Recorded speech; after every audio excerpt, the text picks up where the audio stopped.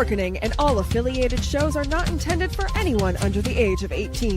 The following may contain discussions or scenes that have adult situations, graphic violence, nudity, strong sexual content, and graphic language. This show is intended for mature audiences only. Viewer discretion is advised. Everyone thinks because you're a zombie, you don't know good coffee. Well, they're wrong. We have very active lifestyles. It's not all wandering the countryside aimlessly or scaring passing motorists. And we all love a good cup of joe. And there's only one brew that gets my seal of approval. Deadly Grounds coffee is my guilty pleasure. Bold, robust, delicious. It's coffee that can wake the dead. With over a dozen different roasts and flavors, Deadly Grounds can satisfy the most finicky of coffee addicts. The aroma is so intoxicating. It brings all of my neighbors out of the woodwork. Deadly Grounds coffee. Coffee to die for and zombie approved. It's good to get a little deadly.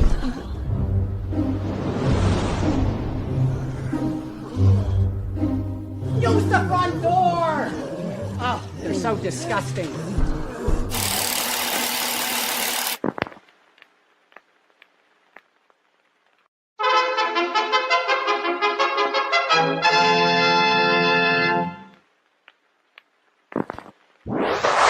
Persons under 18 will not be admitted.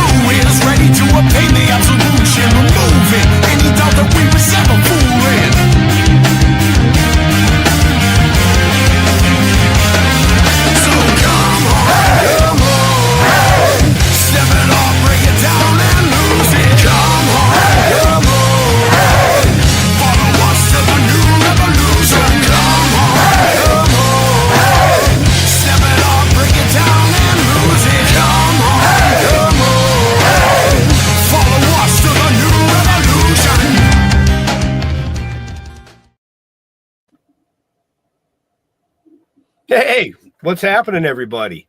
Hey, Ben. That was great. Y'all know what time it is. It's time for another kick-ass episode of Still Toking With. Yeah, I don't know. I just added Jeff back because it booted him, and we all came on the screen at the same time. So, yeah, it's all good. It's all good. Real quick, though, before we get started with tonight's show, we want to send our condolences to our producer, Mr. Leo Pond, on the passing of his mom a couple days ago. So, you're in our thoughts and prayers, brother. If you need us, we're here. So, but look at that. We're all on the screen at the same time. So there's the voice in my head, Mr. Jeff down in the corner. Can you hear us? Yes. Yeah. Can you hear me? I thought it was one of your zombies for a second there. I can hear you now. Yeah. The man up in the right corner. I don't know what that video did, but you got hold on. Man. Yeah, and my volume is really fucking high. Oh. So I'll figure it out. Go ahead, do your thing. Yeah, I don't know. The video was running fine on this side and on the live. So yeah. Well, that's all right. It's a new season. Us old people and our technology. The man with the flash and all the flashiness up in the corner, our awesome new addition to the family, Mr. Jeffrey Mark. And happy Wednesday, everybody. As Jeff figures out what he's doing down there, I'll quickly introduce our amazing guest. He's got a hell of a story, but we're not going to talk about that yet. We're going to let him talk about that. Dr. Hal Bradley. Hey guys, you know, thanks for having me on your show, Ben. Really looking forward to this today. Welcome to the show. Welcome to the show. Thank you, There's brother. another one of our awesome co-hosts, Mr. Dustin Peterson, aka Jags. If he was watching the intro, he would have saw his funny fine face in the intro. So All right, at least I'm not getting screamed at anymore. Can you guys hear me all right? yeah, you Yeah, good? You all right? Okay. Yep. You sure? Well, it was weird. It might be the browser because I got this error message that flashed across the screen and said your browser does not support this. No, So it just doesn't like you tonight. yeah, well, you know. What I'm going to say is it's Leo's mom There you messing go. with you because Oh, man. she was one of our biggest fans. Like when we started our show 6 seasons ago, she called her son and said, "Oh my God, those guys are hilarious. I love them." And she continued to watch us over every season. So now that she's passed, I think she just came back to mess with Jeff because Jeff likes to mess with everybody else. Well, may she rest in Well, peace. yeah, that's what I do. Right. So yeah, another kick-ass show. Yeah. Season 6, episode 2. It's exciting. And, we're all here. Yeah, amazing, huh? Hell, I We're all don't know here. about you guys. Well, I'm in my know- 70s now, so it's just it's a miracle every day. Right. Right. Dr. Bradley, there is so much to you. I think we're kind of fumfering trying to figure out where to start with you. Right. Why don't you go back to Mexico and just start it from there and let our friends who are watching and listening know who you are? Okay, thank you very much, Jeffrey. And again, gentlemen, thank you so much for having me on your show. This is going to be a real pleasure. And I loved your intro. That was absolutely amazing. And I agree. Let's take it back to 1969. In 69, my brother had been wounded in action in Quezon Valley, and he was in the United States Marine Corps. He was medevac stateside and was at Bremerton Naval Hospital. And so we went to the hospital to see him. And I can remember the anger that was within me because I'm on this ward looking at my brother who had just been shot in combat. And I see a whole ward of all these guys that are like 19, 20, 21 years of age. And you know, my heart really went out to them, and it impacted me real heavily. And at that time, you know, I was 16 years old and smoking cigarettes and smoking weed and dropping acid and living the dream and all that stuff. Hell, it's the 60s, guys. Yeah. So anyway, I left that place and was at school and got caught smoking a cigarette on campus. And back in the 60s, when you got caught doing something like that, they expelled you for a semester. It wasn't something like a 2-week thing or something, which they do, I believe, nowadays.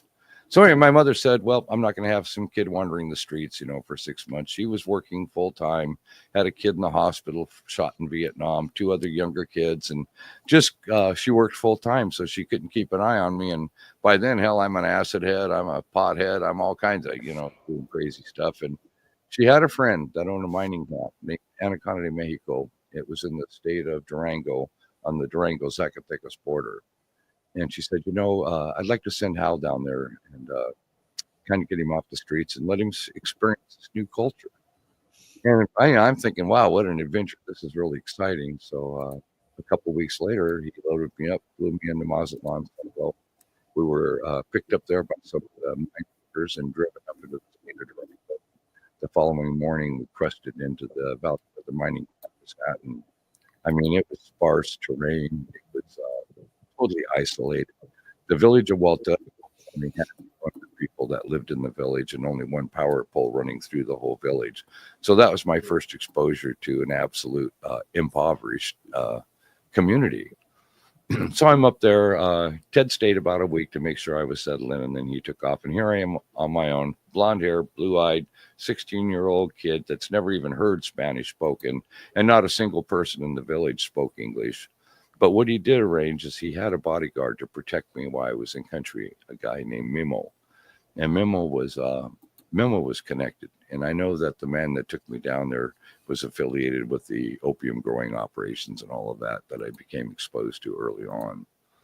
So anyway, time went on, and I had my own burro instead of riding my Schwinn bicycle with the banana seat and the handlebars like everybody did back. Yeah, you remember those, huh? Yeah. So anyway, now I've got a burro. and I'm up in these mountains, and I have this burro that has every trail memorized. And so I'd get up some days and I'd jump on the back of my burro and I'd be taking off up into the foothills, and I would come across these fields that had absolutely beautiful fields of flowers. And I didn't know they were poppies growing opium. I just saw fields of flowers, and in my innocence, I started talking to the people that were out there cutting sap out of the bulbs and harvesting and stuff. And I remember also we had the Chouari Indians who lived up in the mountains, and they were the marijuana growers. And back in 1969, marijuana was like selling fentanyl is today. It was just so horribly right. So I got invited into the village, and I would sit around at night, and they would take corn husks and they would roll these big old bombers. It's kind of like the old Cheech and Chong bamboo paper we got off the albums back in the day, where you could put a whole ounce in the damn thing. And then they would just smoke this and pass it around, and we'd all get higher in a kite. And I'm looking at them, and they look like they were back 1,000 years in time. And I'm wondering, God, I hope they don't eat me or something, because they look so primitive. I'm a kid out of Seattle, Washington, for God's sakes. But anyway, as the story goes, I witnessed my first execution about 2 months in country. We were in the cafeteria, and I was sitting with Memo, and everybody feared Memo. He carried a machete on a back strap on his back that he could pull out real easy. He had a side piece on him, and he was definitely knew that if something were to happen to me down there, that he wouldn't come out of it alive. So he was very ruthless. We're in there, and Memo and I are having breakfast with some of the other miners, and this guy walks into the table next to mine, pulls a gun out and blows this guy's brains out. I mean, not 5 feet away from me. And I'm sitting there and I'm just thinking, Jesus Christ, what the hell am I in here? I'm just a young kid. The worst I've ever seen is a fist fight at a keg party. And Memo escorted the guy out of there and came back and immediately grabbed me. He says, listen, whatever you see down here, you never talk about. And up until 5 years ago, when I started writing novels, I never ever did talk about it. So I had about a year there of extensive training in a very unique culture, a culture of narcotics, massive narcotics production and growth. And I took that knowledge back to the United States, and I can remember telling me in the village, he said, "Aquí en su corazón vive la sangre de la ciudad." In your heart now pumps the blood of this village. So someday return to us, come and see us. So when I got back stateside, I was still disturbed about my brother having been wounded in action. So I went and got a GED, joined the United States Army 2 weeks after I was 17. I went basic, AIT, airborne school. Hell, I had wings on my chest, paratrooper wings, when I was still 17, and headed overseas to Germany to do my tour. Once I got released from the Army, I was using the GI Bill in Sacramento at the Sacramento City College, going to school. And winter break came. This is the winter of 74, 75. And I thought, you know what? I'm going to go down to Walterio. I'm going to go visit my paisan, my family, my friends, and kind of, see what's up. Well, I got down there and I spent my 2-week holiday there. And during that time, they had convinced me to come back with a Ford LTD. And they said, well, we want you to take marijuana into the United States. And I'm thinking, God, that's going to be a cool adventure. Why not?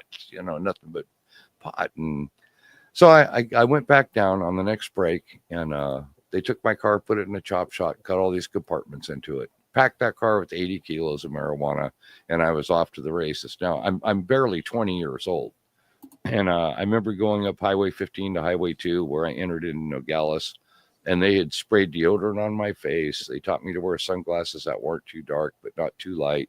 Drive a car that's nice, but not too new, not too old. And they said, whatever you do, when the inspector comes up to your window, look him dead in the eye, stay calm.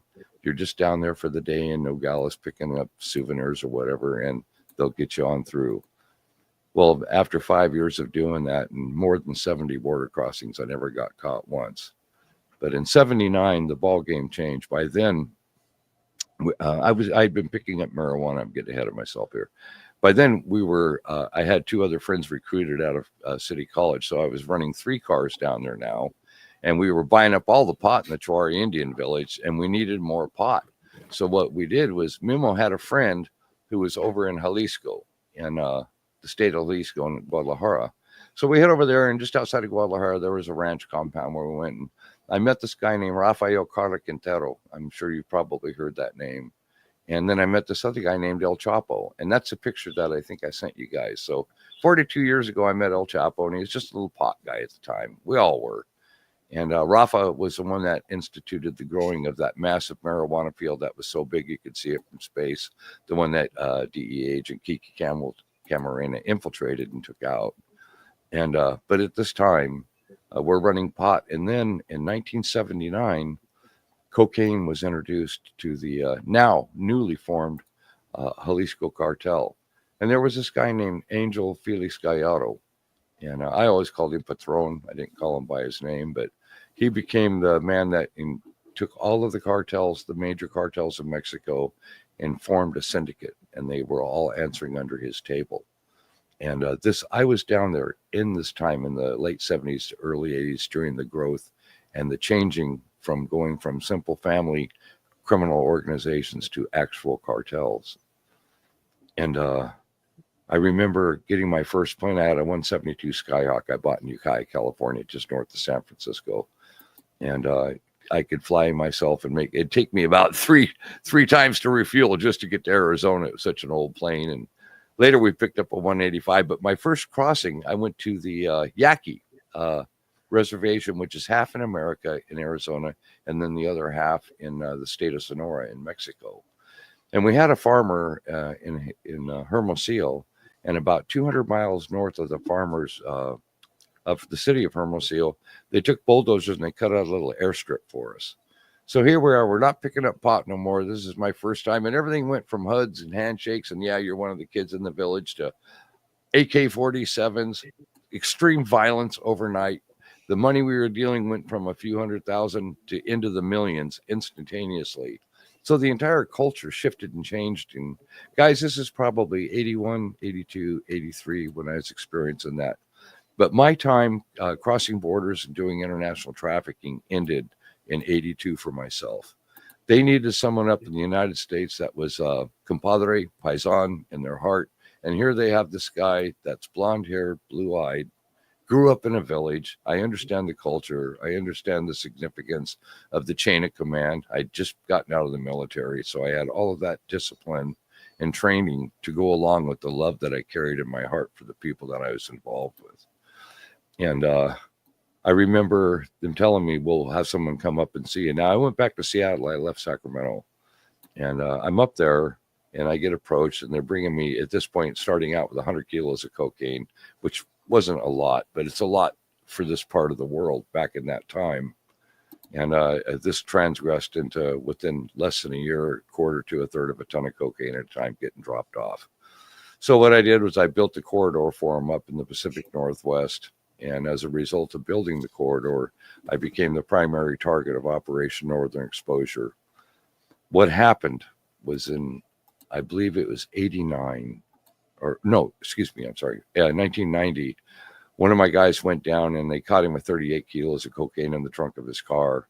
And when they grabbed the kilos, they thought they were doing 2 keys of coke, a small bus, and here's 40 keys, but they had the soccer ball symbol on them. So at this point, the Department of Justice went, oh my God, we've got a Pablo Escobar representative up in the Pacific Northwest. Now, I was with the Sinaloa drug cartel, but Pablo Escobar was the one provisioning those kilos. And it was his signature to Americans is basically, fuck you, here's my soccer ball. Everybody knows that he likes kicking soccer balls. But what it did do was it enacted a multi-agency investigation on a federal level, because they say Don Pablo's got somebody marketing his cocaine up there in the Northwest. So they had unlimited funds, unlimited resources. And this is probably my second year into the cocaine trafficking up in that part of the country. So by now, I am recognized, I am known. And, the whole ball game changed so radically and so dramatically. And with the introduction of cocaine from the marijuana industry in our life at that time, lessons were taught. I've watched multiple executions. I've witnessed a beheading. I've seen 3 guys doused in gasoline in the desert and gas poured on them. I mean, all kinds of crazy shit. And one time, my friend Pat Grady, may he rest in peace, helped me build the organization up here in the 1980s. And he was killed by the cartel here 3 years ago. They found me here 5 years ago and hit me, but I survived the kill order. I was going Yeah, to no. say that you actually I was left for survived the dead. kill order. Yeah, they I found did. you and shot you point blank, right? More or Yeah, less. they stabbed me. It was multiple stabbings. Oh, But they were stab. all, Sorry. yeah, that's okay. It was in the head. And anyway, what happened was when I think it was 1993, I went down to Culiacan and I said, "Look, guys, I'm wealthy enough. I can live the rest of my life. I don't want to risk my newly married wife with a brand new baby. I don't need to do this no more." And oh yeah, no problem, compadre. Give me hugs and handshakes. I come back to the Northwest and there's 350 kilos and 2 soldiers sitting in the driveway of my home where my family lived. So because I had an underboss status, I was a kingpin, of course, and I had the ability to tell the soldiers, "Look, we're heated up here federally. Get that load the hell out of here. I'll be in touch in a couple of days, and let's just cool things down." Well, the next day I walked into the U.S. Attorney's office because I realized at that point that the gravity of the game and the changing of the rules, there was no way in hell I was going to be able to walk out of that lifestyle. And I knew that I was going to have to take on a drug cartel. So when you're taking on an enemy as powerful and as wealthy and as big as something like that, you need to come at them with a bigger baseball bat. And that's why I walked in. I made the decision. And right away they're going, "Oh my God, it's Hal Bradley, the primary target of Operation Northern Exposure." And I mean, they've got him walking in the door, and the U.S. attorney told my attorney and myself, "Sit out here for a little bit. We got to make some calls. This is unprecedented." So by that late afternoon, they took me into this giant conference room with a table that almost had a vanishing point. It was so long. And they had alphabet agencies, CIA, DEA, U.S. Customs, IRS. They had them all there. And they said, "Okay, well, you're going to have to disclose." And they already had a stack of information on me anyway. They knew who was there. Right. So I went ahead and I debriefed. And by the time that I was done, I mean, you could have heard a pin drop. They had no idea, no concept of how much cocaine I was transporting through there in that corridor, all the way into Vancouver and then up into Alaska. I mean, literally hundreds and hundreds of kilos at a time. And they're thinking when they got that 38 kilos out of the trunk of that car, "Oh my God, we hit the jackpot." Well, you got to realize, take yourself back in time. In the early 1990s, there wasn't anybody in this part of the Northwest corridor moving that kind of weight. So what they thought was, wow, 40, 50 keys a month, instead of hundreds and hundreds of kilos a month. Well, what that did was that made me a viable asset to the Department of Justice in that instant. And they said, "Look, you're looking at mandatory life. No hope for parole. You've been around murderers. You've been around all of this level that you're at." I mean, they haven't conspired, I was told by one of the agents, to over 700 kilos of cocaine, where they had witness testimonial and everything ready to go to put me away and shut the door. But what they saw, guys, was they saw a guy that didn't have to walk in. That wasn't some rat. I had been in Folsom Prison in the 1980s on a 3-year small-time cocaine bust, and I never cooperated, didn't tell him. You take your hit, you move on with life. That's the way it is. Mm-hmm. But this gentleman, this was different. This was a complete transitioning of life. Yeah.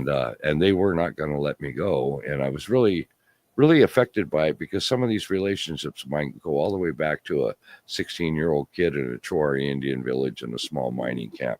And the love that I've always carried for all of them has always been, and to this day still is. And Dr. for the Bradley, record, yes, Dr. Bradley, can I ask a question? Yeah, of course. Your story is fascinating, and this is the right moment to ask the question. Okay. Because listening to it, because I'm finding this so tremendously fascinating. Right. Listening to this, so you're brought up in the Pacific Northwest of the United States. Yeah. You're sent to Mexico to get some life experience. Yes. Anywhere along the way here, did it ever occur to you that the things you were doing were either not good or not good for you personally, or were you having such a good time that you didn't care? That's a really good question, Jeff. No, you know what? Everybody was smoking pot in the 60s and the early 70s. Me And too. I didn't see marijuana as something that was going to take down my country or make me a traitor to my country, by no means. That's why I kind of gave you an emphasis in 79 when they brought the cocaine in, how we knew at that time the industry became serious. It wasn't what all of us at this. We who were used to hang out at Studio 54, thank you Yeah. Yeah. You're more than welcome, pal. Right? But anyway, the transitioning in that moment that I walked in forever ended my corrupted life. It became an awareness that this is beyond serious. They're gonna hit me. So what we had to do is get my family out of harm's way. My wife, and by then I had a second kid being born. We got him out of the region, an undisclosed site, and then we rolled up our sleeves, and immediately I started working south of the American border. I wasn't running around up here telling on all the boys and girls and trying to cut a deal to save my ass and hurt everybody that I loved and cared for. That wasn't what this mission was about. This mission was to take on a very large drug cartel in Mexico and hopefully survive it. Now, over the years, I spent 15 years working in the cartels down there, and I've witnessed a lot of executions, torture. I've seen a lot of very, very bad things. So I was fully aware of what would happen to me in the event of discovery. But I didn't care at that point. It was something that I needed to do just to cleanse it. You know, when I was a kid, guys, I was a Cub Scout. My mother was a den mother. I was a Boy Scout. My father was a Scoutmaster. All my brothers, we all grew up that way. We came up with honor, integrity. We worked hard as kids. We were decent kids. But what happened is a cultural shift at a time, 1969, at a time when the world was facing a revolutionary shift. And then I go down there and here I am. I'm going to be the gringo I can get marijuana down here for $20 a kilo.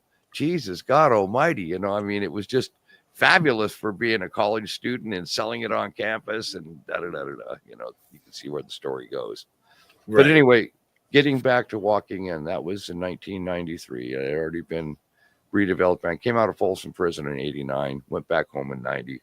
I was contacted in 1990, forced back into the business, no choice whatsoever. It was a plane ticket for me and my wife, flew to Las Vegas, wined and dined. And oh, by the way, we're going to send a trunkload of cocaine up there. We need you to get a hold of your friend Pat, reactivate this, and this is what you're going to do. And I'm going, wait a minute.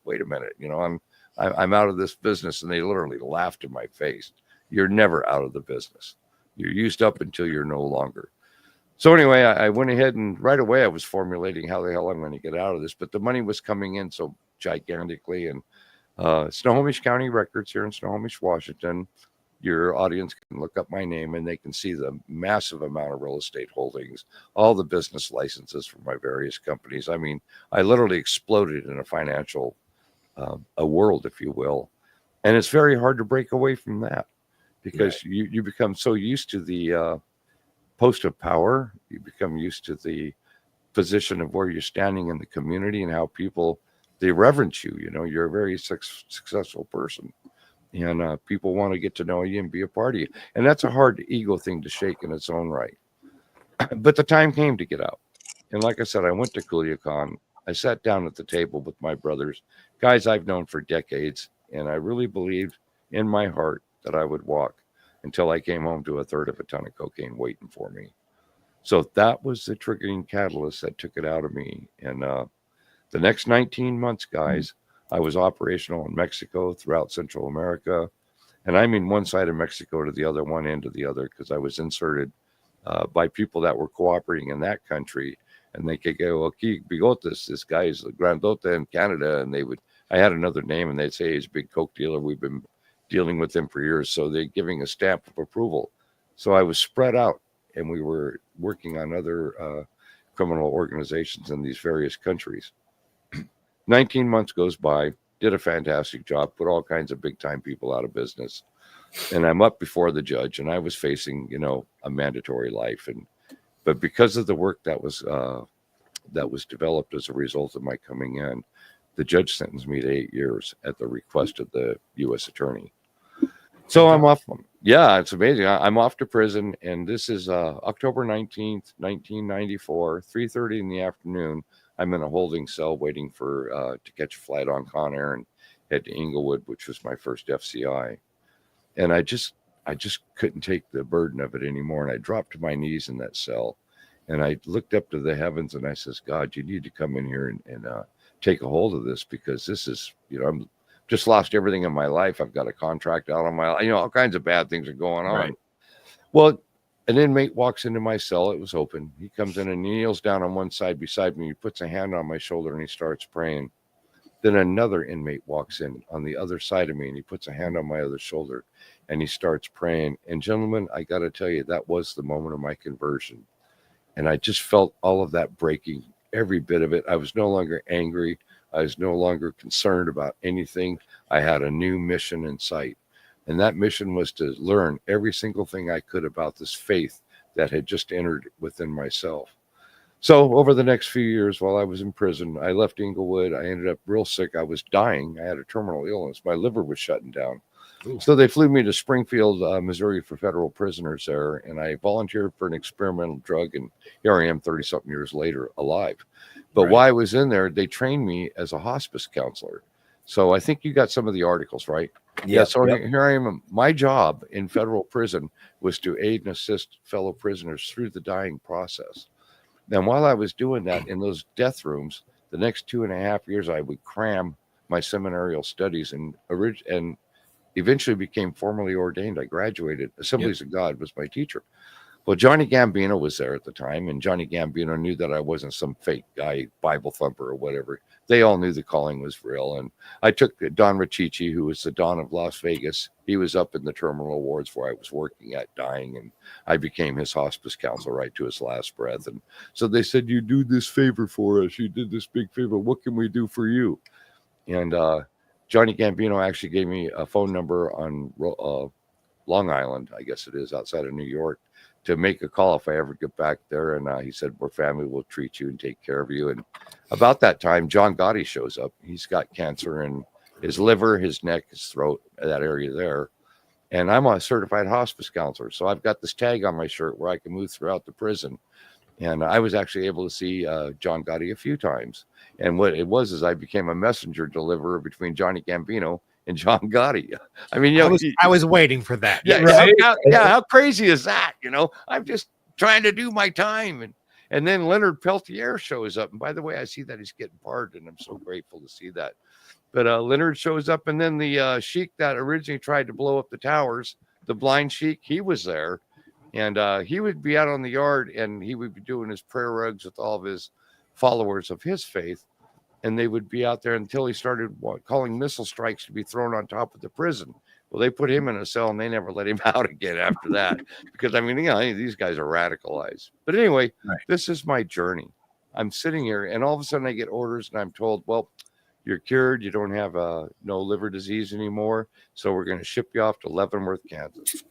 So they load me in a bus. They drive me over to Leavenworth and I get entered into the system there.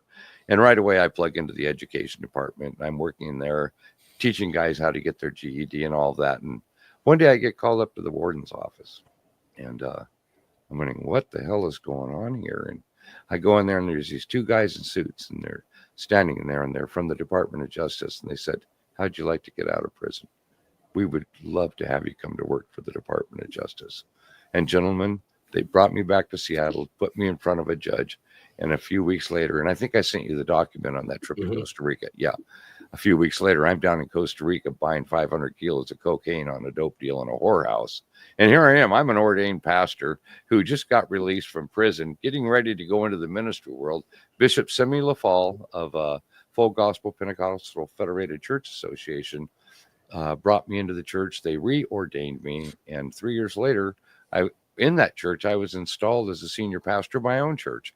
But at the same time, guys, I'm jumping off on missions. I'm flying into foreign countries and I'm in these really heavy, sinful, deceitful, oh my God, lifestyle, like the kind I used to love and enjoy, you know, career. Yeah, you know, and I ended up doing 17 years undercover.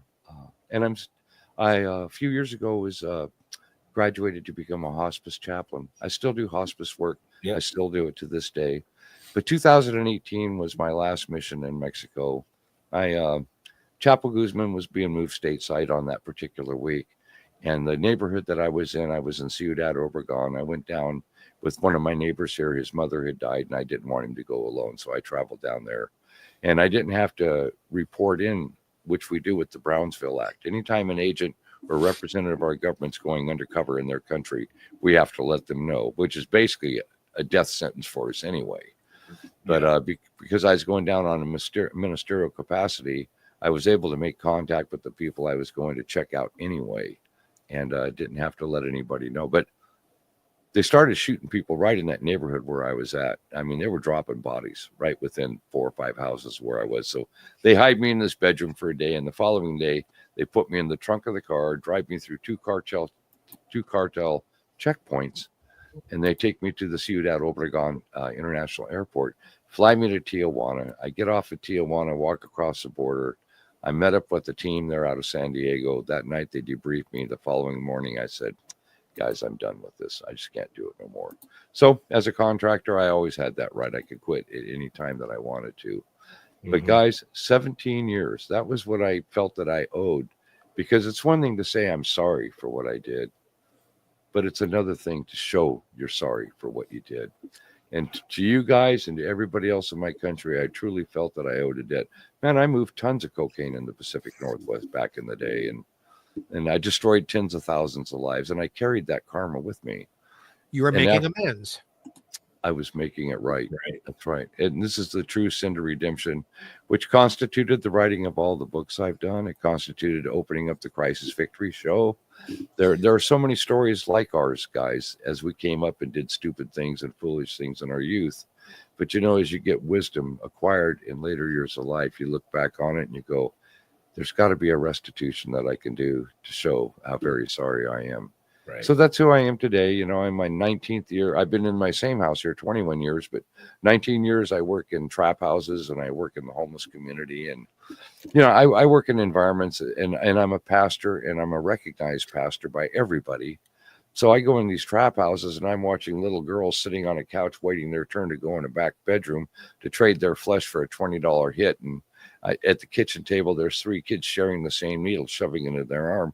But everybody knows that I don't judge them. I don't have any of that in my heart at all. I'm simply there as support for them. And it gives them an option to go ahead, brother. Again, the perfect moment for the next question. Right. Yeah. I had one. I had one pop up too. But go ahead. Come on with them, brothers. Do you, in your religious community, Yes. ever feel that you are judged because of the company you keep or because of your past? Because from what I know of Assembly of God and Pentecostal churches, and Yeah. I'm not judging anything here, just how they Yeah. work. Yeah, they're strict. Very, very, very conservative and keep to themselves and don't really mingle much with the kinds of folks you have a heart to help. Do you ever get a pushback from the religious folks who are connected with you? I absolutely love that question, and I'm glad it's come to fruition here. Bishop LaFall, when I first came out of Leavenworth, within the first 24 hours, he came to the halfway house where I had to stay a few months in. And he told me, he said, you know, Minister Bradley, he said, I saw you in a vision. Now, bear in mind, gentlemen, this is a Pentecostal church where, he's got over 50 churches across the United States that he installed. I'm the only white Caucasian minister ever ordained, ever. It's all black, full gospel Pentecostal. And he said, but I saw you in a vision. And you know what's amazing, gentlemen, was when I walked into the main church the very first time, I had seen that church in a dream myself. So that was the connection. So they never judged me. Instead, they loved me. And I became, they just knew, you know, everybody that knows me, you guys are a distance from me, but the people that are around me can feel the true calling within me instantaneously. They know that I am a man of God. And so, no, I don't get judged. Not at all. I can't recall a single element where anybody that's ordained has ever once judged me. They're more fascinated with it. If you want to know the truth, they can't go in those environments. The people that live in trap houses don't trust anybody. You know, they're slinging dope. They're doing things that are illegal constantly. And yet they would let a total stranger, a minister, walk in their door, sit at the table and watch everything going on and never, ever have a problem with it. And, you know, guys, this is my 19th year of doing that. Right. And I'm finally done now going to the trap houses. It's just too dangerous. And Right. So my question was, because of everything that you went through at an early age, all the murders, the tortures, the things that you saw, do you think that played a part in why you were so easily transitioned into the hospice side of things? because it takes a certain person to be able to watch somebody die. Yeah, it's a good question. You I've been present with over 60 passings, so Right. that I just did one last week. So that is a good question. I think that the type of violence that I survived, as you know, while I was undercover, I was captured, I was tortured, and I was horribly rescued. I mean, the way they came and they blew everybody away to get us out of there. And I can remember wiping body parts off my shoulder and the side of my face, and still live with those nightmares to this day. I was also kidnapped in Culiacan when I was operational down there for DEA. I was down to buy 3,000 kilos of cocaine off a general in the Mexican army. And somewhere in transit, they found out who I was undercover. So they drove me off the road. Now, this is Mexican federal agents, but they're on the cartel payroll. They grabbed me, and what they did is they took me to a hard site to debrief and find out what I knew before they were going to take me out and whack me. The two guys that were in that car with me, guys, they were killed. They were Mexican nationals, and they were beaten to death. But when I got rescued on that one, I could hear in the distance American voices yelling and screaming, but not out of fear. They were yelling, trying to locate me. And I remember when they came into the room, they pulled the black bag off of my head, and I was horribly beaten. And they had a picture in a plastic envelope, and the guy was looking and said, "Are you Hal Bradley? Are you Hal Bradley?" And I couldn't talk, but I could nod my head and say, "Yeah," but they couldn't recognize me from the picture of me they had, Right. you know, and so I've had a couple close encounters on the law enforcement side, but there's things I can't talk about on your show or discuss with regard to how I came up in that business. Right. But yeah, Dr. Bradley, this just hits me. Forgive me if I'm going a little far afield here, no, but it's about faith also. I'm a very spiritual person, and I respect and love everybody's faith, because Amen. I don't know Me how I would too. have gotten through my life without it. Do you feel there are certain persons like yourself, perhaps me, because you don't know my story, but No. I've known some of the folks you've known who are seasoned? When I say seasoned, I mean beaten, because we're being made, because we're here to love other people out of their pain. Do you think there's a connection with that? Because I'm seeing so much of me in you. Thank you for that. I take that as a compliment, and I feel it in you too, brother. I think what happens is the moment that we recognize the truth of who Jesus Christ was, or whoever you follow. My associate's degree is in chaplaincy, so I had the foundation studies years ago on that. But with me, the moment that I believed, I never looked back, and I never transitioned back. Instantaneously, I became hungry, wanting to know more, learning more. I was like Saul on the road to Damascus, where they took him into that room and Ananias pulled the scales off his eyes, and he became Paul instantaneously.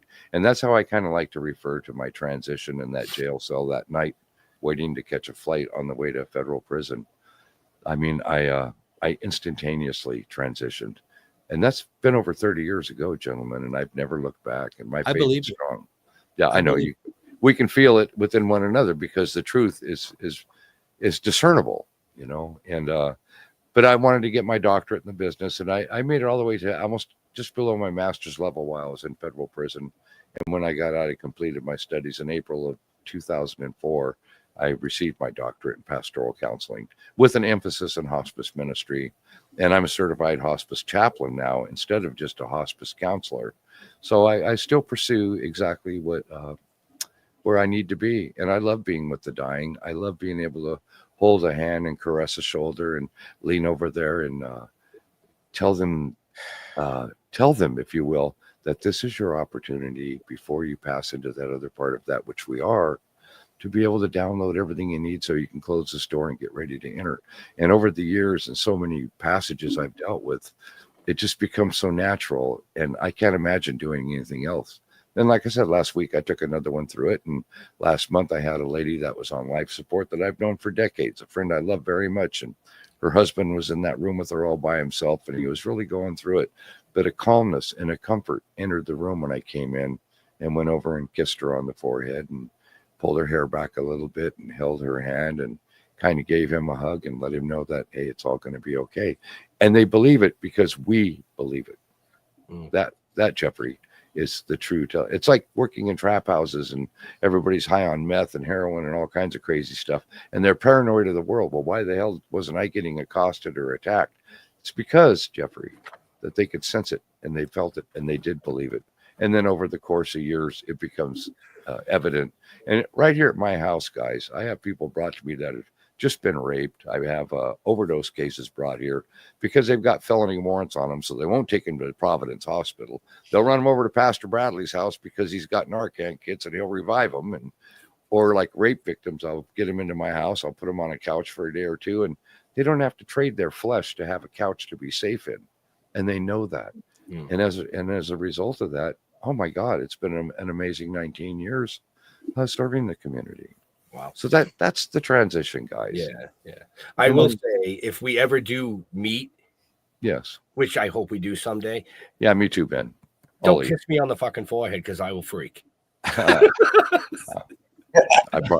promise I won't, brother, but I'll probably give you a hug and say, hey. I'm okay with the hug.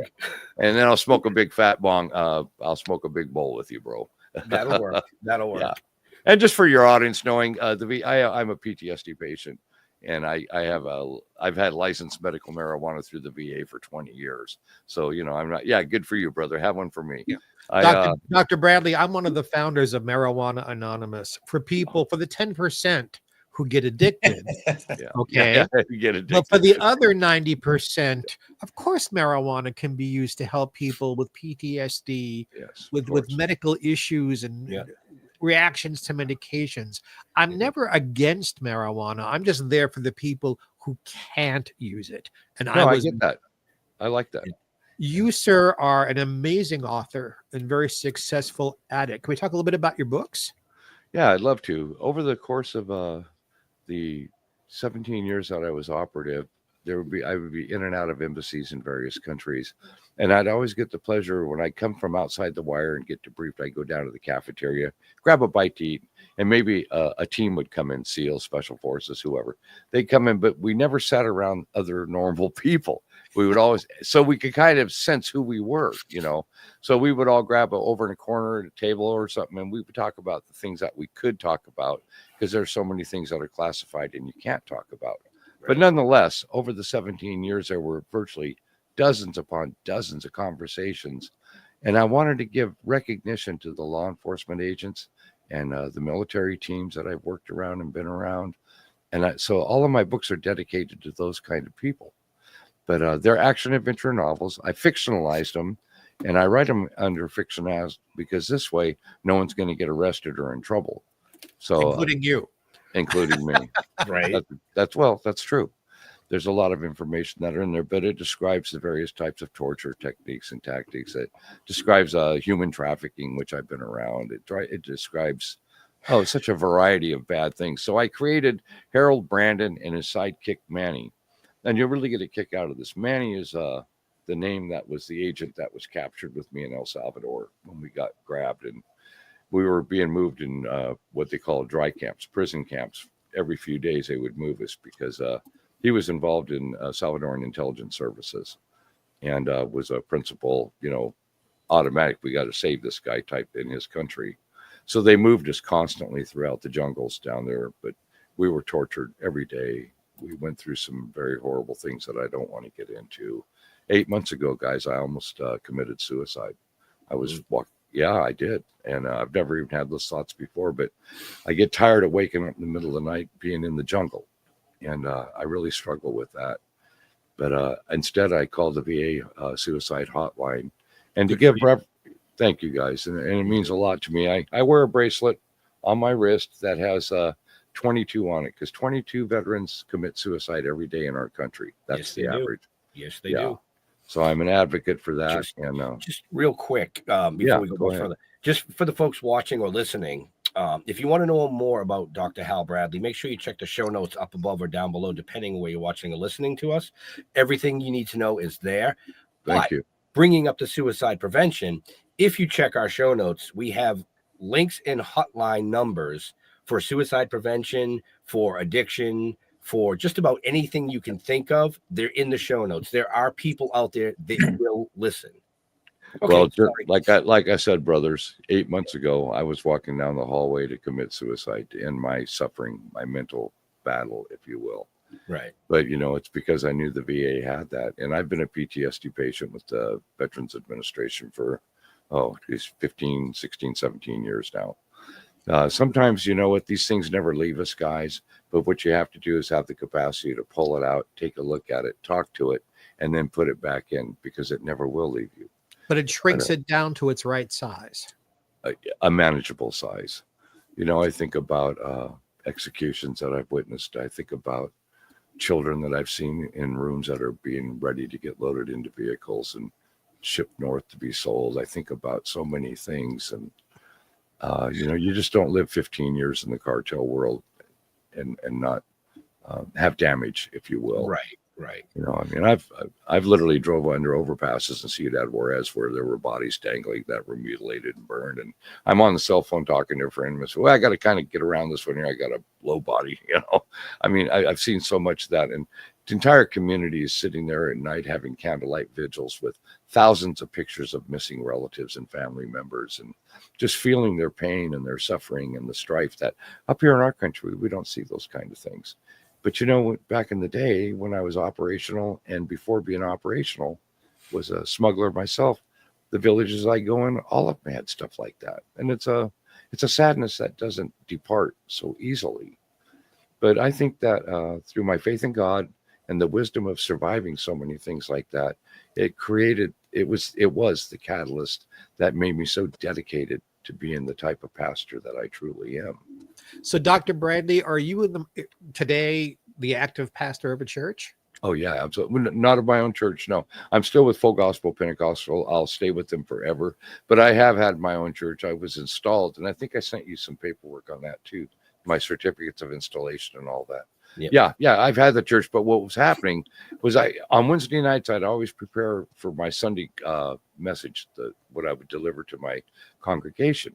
But then I get a call on Thursday saying, pack a bag, you're on your way to Bolivia, you're going to go down and do a drug deal or something. And it became so conflicting to me that I went to my bishop a number of years ago and said, I need to take a sabbatical from this. So I removed myself from my post as senior pastor and stayed with outreach services instead, because I know where my trap houses are. I know where that picture you had of me that I saw on that you're going to put up, showing me with my white tab collar shirt. I was unloading a truckload of food in an alley when that picture was taken by one of the people and given to me.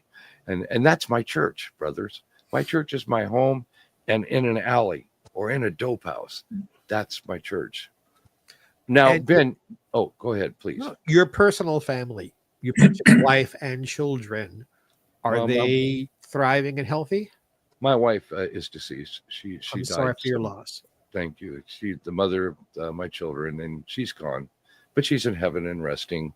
And my children, two of my children, they're in, I don't even know their last names. They were adopted out during a time that I was going through, and I'm glad they were, because of the protection that is afforded them. I still have $100,000 contract on my life. People have come to collect. As you know, June 6th, June 7th in 2020, I got hit right here at my house, left for dead. It was a kill order that failed, which is a miracle of God in its own right, because I remember the last knife strike on the top of my head, and I felt my head popping, and I started drifting into darkness at that moment, and I thought that was the last moment of my life. But I want to tell you something, Jeffrey. You talked about your faith. Let me tell you what it's like to know that you're going to be dead within seconds. A certain calmness and a certain peace comes upon you. It came on me so strong, and I was full of joy. I mean, this all means nothing in that moment as you're getting ready to leave your life experience and enter into that which is what we were before we were manifested in the flesh. And I believe it because I've now experienced it.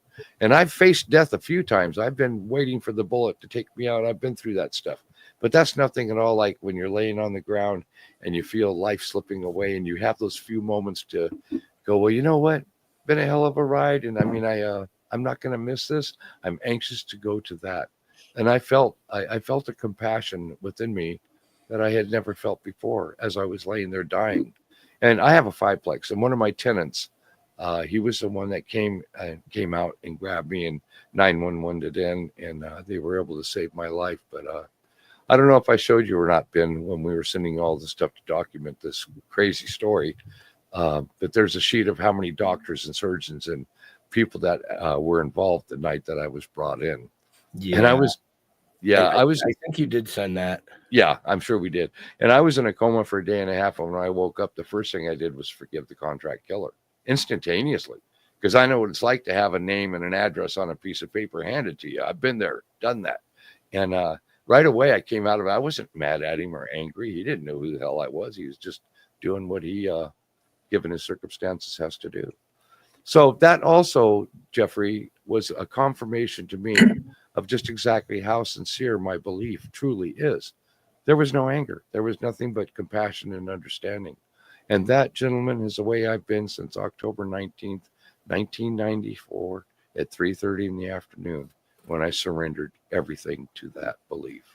Dr. Bradley, you are a very brave and very love-filled man. Yes, I am. It is an honor to meet you. It's an honor being on your show and with all of you, gentlemen. And I want to thank you for letting I this do. message. Go ahead, please, Jeff. I've been pretty quiet. I've been pretty quiet. Yeah, you have been tonight. Go figure, huh? Well, I want to bring something up, because you rekindled, and don't take this in a negative or a bad way, you rekindled a very dark part of my life. Okay. Interesting. I went through a very serious cocaine addiction. Okay. I'm It was sorry. not pretty. It went on for, it's not you, went on for 4 or 5 years. No, I'm Changed sorry, my because life, obviously. I'm sorry that you went through it, Jeff. I destroyed probably 10,000 families in my years, so I get it. And I did feel that the moment you brought that to the table. Please share that. I want to hear it. You I know. do. Well, I survived it. Okay. My calling came after I broke into my dealer's home and stole all the coke. Okay. And I was hunted down and had a gun put to my head. You know what I mean? So I've been there. That was I know what you mean. I call it a great awakening. You know what I mean? That's so the listening perfect to your word, Jeff. story, I mean, it was, what I went through in comparison, listening to your story, obviously is, I'm kicking a peanut down the road here, but I don't take it that way. You rekindled some very, very difficult feelings. And I think that in some way, everybody that's gone through something like that needs to re-feel that periodically in their life. So Yes. thank you for that. And Well, thank you. I You know, think Jeff, they have to. Sorry, I think they have to feel that every once in a while to remind them of the things that they went through to put them where they are today. You have to keep that stuff green. Yeah. Yep. Well, and if you remember a few minutes ago when I made the comment about when we're dealing with those devils, Jeff, like how this was a trigger to bring back those memories. Sometimes we have to pull it out and talk to it and make peace with it and then reinsert it. Mhm. And that's exactly what you did in this moment. And I'm so glad. And I thank you for letting me help you by sharing. And the story that I've shared with you is truthful. It's factual. It's documented. And I'll tell you something, guys, I live with it every single day and every breath of my life. How horrible, the horrible things that I have done and the horrible things that I have survived. But God says to be doers of the word, not hearers only, plain and simple. So instead of saying you're sorry or whatever, or feeling bad about yourself, get out there and do something about it instead. Yeah. Right. And I really want to thank you for having me on your show today. It impacted me too, Jeff. It's not easy to keep talking about those things, but Right. Dr. Bradley, if you're Well, no, go ahead. it's something that is necessary. I mean, unfortunately, I think that I tend to try to keep that buried and hidden away. I don't, it doesn't come up very much, to anybody. I mean, Ben knows my story, obviously. Well, Sure. yeah, I've known you 38 years. he was part of the story. No, I met him shortly after. Oh, interesting. Yeah, no, the only one that was there was my wife, who's still my wife. So, Oh, she thank went through all God. of that darkness with you. Beautiful. I'm so So glad to hear that. things happen for funny reasons, you know what I mean? Yeah. And so I wanted to thank you for bringing that back up because I think I needed to relive that a little bit. Well, I will say this, Jeff. Not many people knew about it, but with the viewership that we have now, and this being live, I think a lot more people know about it now. But it's And okay. I don't Just whatever. saying. But you know what, Ben? I'm That's just also giving you shit. I was breaking the tension, giving you a little shit. no, it's a Yeah, good thing. whatever, you know. It's a good thing because look at him today. Look at him today, and look at what he was when he went through that, and how he just shared that, and how Right. it was so many years ago. But Jeff, somebody will benefit from that because they're going to hear that comment Absolutely. and they're going to feel that ping within themselves. And this is what I do every day of my life. I deal with people that feel that ping. So Well, hopefully that just helps somebody out there that was listening. that's all my I want. point. The I'm four hoping- of us are survivors. Yeah, and I'm hoping Absolutely. the show tonight helps one person. Me too, brother. You know? That's why we're all doing this. My podcast show, The Crisis Victory Show, is showing people that have survived extreme crisis events, no matter what it is. But they Right. come out on the other end in a humanitarian scale, and then we become the servants. And that's what And- this kind of show is tonight for me. I'm And gonna plug the Crisis Victory Show for Thank you. numerous reasons. One, Pete Turner is Yeah. producing this. Pete Turner is he's another my friend. co-host. He's actually my he's, co-host. he's actually a friend of ours. He's been on the show numerous times. He was on New Year's Eve with us. But Yeah, I love recently, Pete has brought his show and the shows that he's producing to, yes, the Dorkening Podcast Network, folks. That's So so you can cool. find all these shows in the show notes, Yeah, up that's above or down perfect. below.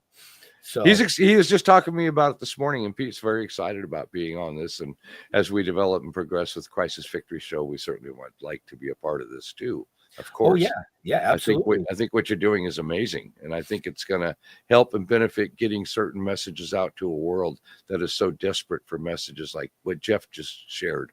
How that I felt that, Jeff, when you said that. Yeah. I get it. That's what I do for a living every day of my life, is deal with people that have triggers that go off constantly and put them back in extreme traumatic circumstances. So I'm glad that you brought that into this. Thanks a lot, asshole. My And pleasure. And Dr. Bradley, April 1st, Jeff Yeah. willing, I'll be 36 years clean and sober. I'm so proud of you, man. That's an amazing. Have me on your show. I've got stuff to talk about. I would love that, and let's set that up. Let's do it, Absolutely. Jeff. If you want, any I'll of you come want to back, come on, Jeff, I'd like to hear your story. I'd like my world to hear your story, because the people that are now starting to subscribe, and that I get hundreds of messages daily from people that aren't even subscribers that are very familiar with my work, and they need to hear these success stories so they can one day have their story on a podcast show showing their. And congratulations, that's a lot of years, Jeffrey. That's impressive, because it isn't that easy. Thank you. That is not an easy journey. No, brother. it's not. No. Stealing coke from your coke dealer, I love it, bro. Been there, done that, and had it done to me. Yeah, We exactly. chased them down too, pal. They weren't as lucky as you. So many years ago. But that's the purpose of our shows, right, guys? Right. That's the It is. purpose. It's wisdom. Absolutely. Yep. Maybe we can prevent somebody else from going over there and robbing some drug dealer's house and getting his ass blown off for doing it. Right. You just don't Might know. not how be to- so It's not lucky. a good idea. I can guarantee you that. Well, it's not a good idea, especially in today's day and age. especially You know, in the I mean, times that we're you in. know, in the 80s, 90s, you could have gotten away with it and gotten your ass kicked. Now, your family's burying you. Yeah, that's true. Getting your ass Yeah, blown 'cause- off ruins your evening. And that's before we get off the air, I want to say to anybody working in outreach services, do not be interested in following my path. Don't go to trap houses. Don't go into some of these homeless camps. Do not do it, because you're not trained for it. You're not qualified for it. And you're going to end up in a situation.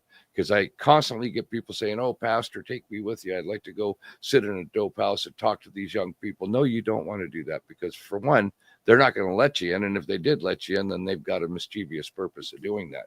This is a very dangerous ministry that I've been in for 19 years. So I don't want to influence somebody on your show to go run out of here and go out there and go see if they can knock on a door at a trap house and get themselves in a situation where we're not going to be able to get them out of it. So please hear me on that. Right. So, with that being said, we are a little over time. So, Jeffrey, Mark, any last questions for our guest? If you ever get to Southern California, we have a meal together, Doctor. You got that coming, Jeff. I'd love to come and see. And I do get down there from time to time. And I'd like to say thank you to all of you. I'd like to say God bless you, God keep you, God be with you, and with everyone watching this show. Feel touched, feel loved, and feel blessed. Thank you, gentlemen. God bless you. Excellent. Jeff, my Jeff over here. Any last questions for our guest? Yeah, I came up with a new one I want to ask, and I think, I mean, you Please. were a kid, obviously. Jeff, did you ever own a rodent? A rodent. Yeah, I had a pet raccoon named Critter. I've had dogs and things like that, and pet rabbits in the 4-H club when I was a Boy Scout. Okay, all right, so that's a rodent. Yeah. Okay. Yeah, No, yeah. was So I curious have. about that. Wow. Okay, Wow. all right. So, Interesting. with that being said, folks, I hope you enjoyed the show this evening. So I'm going to wrap us out. Just hang tight till the show ends. I mean, you know how this all works. Oh, yeah. But Dr. Hal, where do you like interacting with your fans on the social medias? Do I like interacting? Absolutely. When people reach out because of the circumstances of my show and its content, they're reaching out of need, not so much curiosity. So, yeah, I absolutely love it. Okay. And where can they find you? They can find me at crisisvictory.com. And if they're interested in reading the books that I've written, at drhalbradley.com. Which both of those folks are in the show notes up above or down below, depending on where you're watching or listening to us. Thank you for that. You're welcome. My flashy brother. Theo. Yes, sir. Where do you like interacting with your fans on the socials, my friend? Anywhere I can find them. I'm Amen. on Blue Sky. I'm on Facebook. I'm on Instagram. I'm on LinkedIn. I'm on your electric toothbrush. Just Woohoo! reach. Just make sure you change the batteries. Yeah, I too am on all Oh, those, by the God. way. I am on it, LinkedIn, Instagram, Facebook, YouTube, Yep. all of it. Yeah, so I get Yep. that. I think that's what you were wanting me to. No, Yes. no, the websites were fine because all your information is in the show notes. So if they wanted to reach out to you on Facebook or Instagram or YouTube, it's in the show notes. and besides which, if I have to change the batteries, it means I've just had a very good time. Right. Love it. Yeah. And of course, my podcast, Jeffrey Mark Plays Ella, where I play the music of the great Ella Fitzgerald every week on a theme. Oh, I and love it. I love that. Tell you all the insider stories of how the music was made and why it's important. So, Wow. and the two Amazing. books I'm working on, and being here. I love being here. We love having you here. So, to all my friends out there, God bless and have a happy. That's It was right. an honor to see you tonight, Jeffrey. Thank you, brother. Hef. Oh, Hefe. yeah, like always, you go to, stilltoken.com or Token with the Dead on Facebook. And Jeffrey, I wanted to say I spent a couple of hours this afternoon hunting for what I know I have for bling that I was going to wear. Let's the see problem it. is the only one I found, it would be below camera. So, I love it. It wasn't gonna work anyway. You know what I mean? I love it. Yeah, just go to stilltoken.com and all our other links and all that stuff is right there for you. Easy peasy. I love the name of your show, Still Token. That fits so perfectly to us older guys, don't it? Huh? Come Right. on. It does. Right? It does. I love it. So Well, and I got a haircut today too. I saw that. I got one yesterday. See? Yeah, see? So, but in all seriousness, we want to thank Dr. Hal Bradley for coming and hanging out tonight, telling his story. It's an amazing story, folks. And we only touched a little bit of his story. I mean, Oh yeah, not a lot of it at all. check out some of the other interviews that he's done out there, because we're not your standard Q&A. It's just that kind of that simple. As always, to Hef and Geo for hanging out and supplying the comic relief and the flashy bling. But to all our veterans and first responders, Yes. we want to thank God you for bless doing them. what you do so people like us can come up here and do what we do. Stay safe. We'll see you Amen. next week. And we are Out of here.